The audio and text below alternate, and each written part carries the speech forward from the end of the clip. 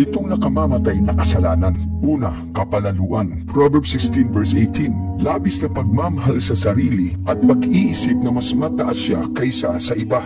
Pangalawa, kasakiman. 1 Timothy 6 verse 10. Matinding pagnanasa at pagkahumaling sa material na bagay o kayamanan. Pangatlo, inggit. Proverbs 14 verse 30. Pagdaramdam o pagkainggit sa tagumpay at ari-arian ng kapwa o ng iba na maaaring humantong sa paninira. Pangapat, buot.